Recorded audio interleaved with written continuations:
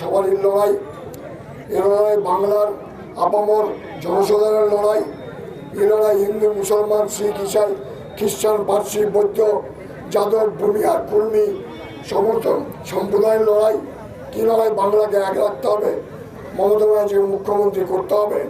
মমতা ব্যানার্জি মুখ্যমন্ত্রী না হলে তাহলে এই যে প্রান্তিক মানুষ যে সুবিধা পাচ্ছে সেই সুবিধা বন্ধ হয়ে যাবে, এই গরিব মানুষের যে উপকার হচ্ছে সেই উপকার বন্ধ হয়ে যাবে।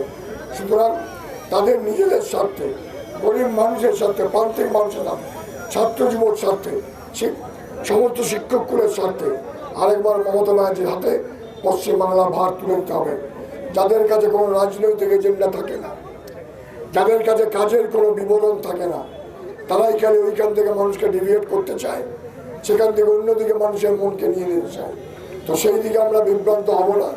একবার দুবার মানুষ হয়, কিন্তু মানুষ একবার দুবারের পর মানুষ বুঝতে পারে যে আমাদেরকে বারবার বিভ্রান্ত করা হচ্ছে। এবারে মানুষ আর বিভ্রান্ত হবেন না। আমরা আবার এই সিটে মমতা ব্যানার্জি যে প্রার্থী আছেন তিনি জিতবেন, এটা আমার বিশ্বাস। আমাদের কর্মীদের বিপুল মনোবল আছে, সাধারণ মানুষের মনোবল আছে। তো যাই